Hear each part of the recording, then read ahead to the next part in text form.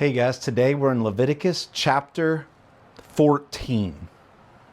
Now, just to help you remember, right, we have a section about the sacrifices, we had a section about the priest, and now we are in a section about purity. And so yesterday in chapter 13, we looked at leprosy, and today we're talking even more about leprosy. Yesterday in chapter 13 was to figure out what was leprosy. How would a priest identify it? Today it is now, what would a priest do about it? And I could hear you guys as you were reading this chapter thinking, what in the world am I reading? Why am I reading this chapter? There's an important reason. You just got to hold on to the end, right? So chapter 14 is all about leprosy. If somebody gets it, how do they get rid of it? And what does the priest do about it, right? And a couple things I want to pick up. This is a long chapter. We're not going to go necessarily verse by verse, but there's a couple things. Verse 3, notice it says, "And the priest shall go out of the camp." If you remember yesterday, we read that when somebody has leprosy, they were to remove themselves from the camp. So here a priest goes outside of the camp because he has been told that somebody is cured of leprosy. And so he has to go outside of the tabernacle, has to go outside of the camp or maybe the city that Israel was living in, and go to the outer utmost parts where the lepers were living. And he would see them. And the priest would command to them that they would take a couple of things, right? They would take 2 birds. They would take a piece of cedar wood, a piece of scarlet yarn or scarlet thread, and a hyssop branch, which is just like a branch of a plant. And they had to do a certain thing. Now, let me kind of illustrate this because this chapter talks about it a lot. They would use the cedar wood, a plank of cedar wood, like a handle. On that handle, they would attach the hyssop branch and the bird, and then they would tie it all to this piece of cedar wood. So imagine the cedar wood is a handle. It would come down. The bird would be at the very bottom with the branch behind the bird, its tail feathers sticking beyond the cedar wood, and they would tie it on. So as he was dipping it into blood, it would touch the bird. Okay, that's kind of the point. You're using it as kind of a handle. So the priest itself wouldn't touch the blood, but he was using the cedar wood as a handle so that the blood would get on the bird. Okay. So with that idea, okay, so they're doing this, they're doing it over fresh water, which means living water. The priests are doing all of this, but notice what happens. "And he shall sprinkle it 7 times on him who is to be cleansed of the leprous disease." That was to sprinkle blood on the guy. And then he shall pronounce him clean and shall let the living bird go into the open field. So the bird that was attached to the cedar wood was not killed. It was alive. It was just tied up nice and tight. And after this was done, he would let the bird go. He would let the bird go. He would give it to freedom. Yeah, we'll talk more about that in a second. "Then he who is to be cleansed shall wash his clothes and shave off his hair." So he had to purify himself, wash himself, cleanse himself. We've talked about this. We've seen this with priests. But then he has to shave off all of his hair. Not just the hair of his head, his beard, and even his eyebrows. What this is signifying is that he is getting a new start. He's being reborn, right? He's being reborn. He's coming in as a baby. When a baby is born, has very little hair, if no hair at all. And so it's kind of the idea. He was bad, but now he is made new. I hope you're hearing what I'm saying, getting this idea. He was bad, he was reborn, and now he is new. Making sense? Hopefully picking up some of this.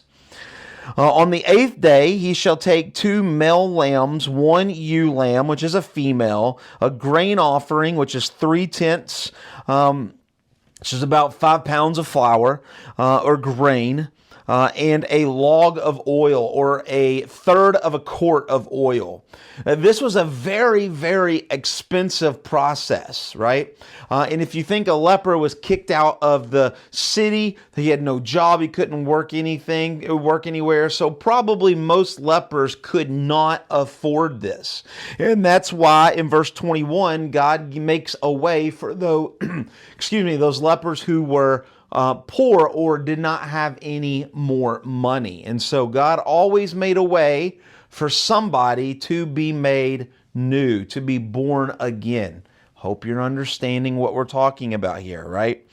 And so all of this gives this huge kind of place of, if they were in leprosy, how do they get out of leprosy?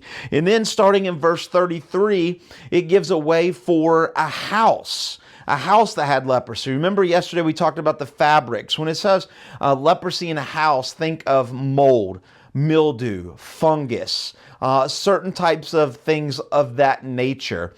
This was not on the tents. This was when they came into the promised land, right?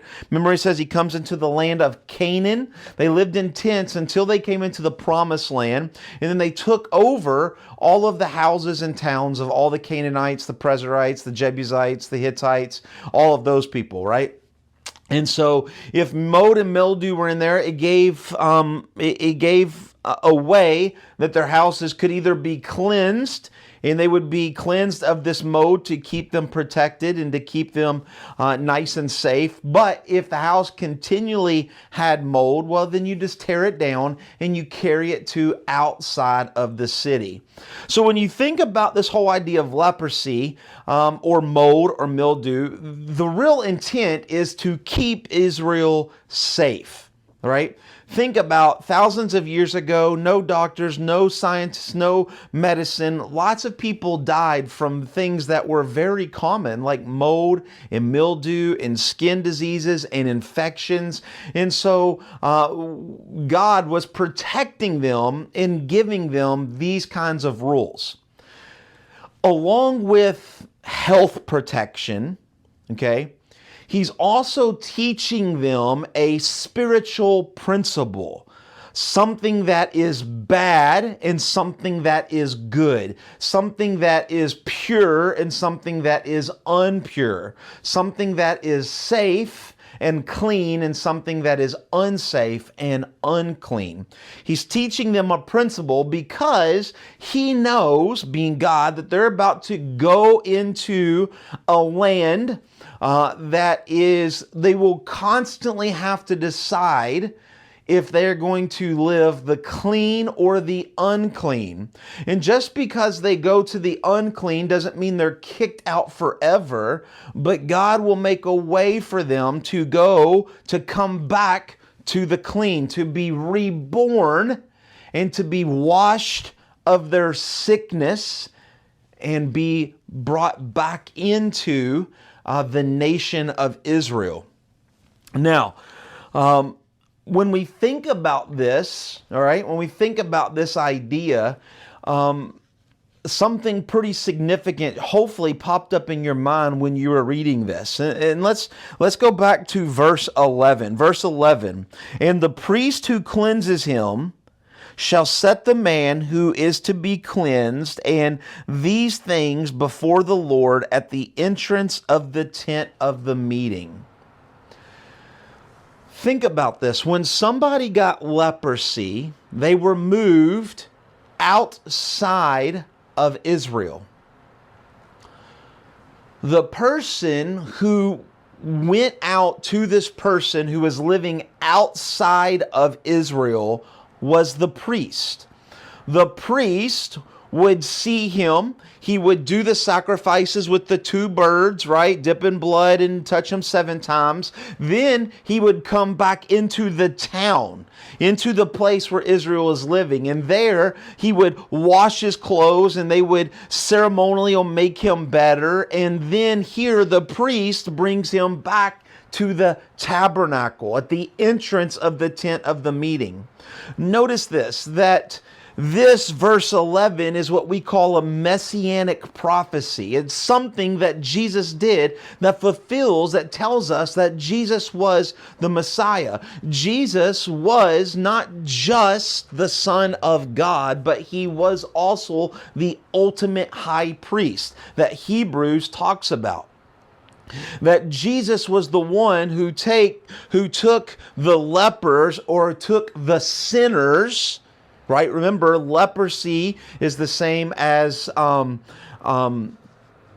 yeast. It's used in the same nature as means sinful, right? So leprosy, he took somebody with leprosy, he took a person with sin that was outside of God's will, brought him closer into the people of God, the nation of God, or today, the church, and then brought him in closer to the entrance or the place that God was. Right? So we can see that Jesus is the one, he is the priest who is moving those who are away from God, moving them in closer to God, to the entrance of the meeting. And not only that, but we see some unique things. You remember those two birds? Right? One was killed and one was let go. We're going to see in chapter 16, the high priest creates this thing called a scapegoat, that he would pray all the sins and he would let it go outside of the community. Maybe this is a scape bird of sorts for a person. Not only that, there would be the pouring of oil onto this man, right? We know throughout Scripture they anoint people. The oil is the Holy Spirit. We talked about this. But who was anointed? Kings were anointed. And so here you have a leper man who's brought to the entrance of the tabernacle, and he is anointed with oil, saying that you were once a leper, but now you are looked as a king of sorts in the eyes of God. You've been made new. You have been reborn into this status. You were once lost, but now you are found. You were the sheep that was away, but now the shepherd has brought you home, and you are now a part of my flock.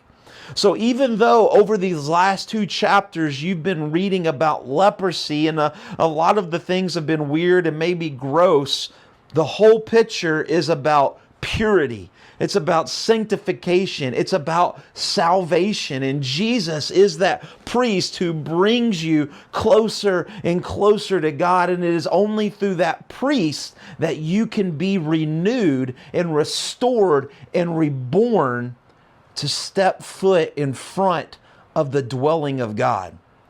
I hope that makes sense, man. Leviticus is so good, and I hope that you're understanding this. We'll see you tomorrow in chapter 15. God bless.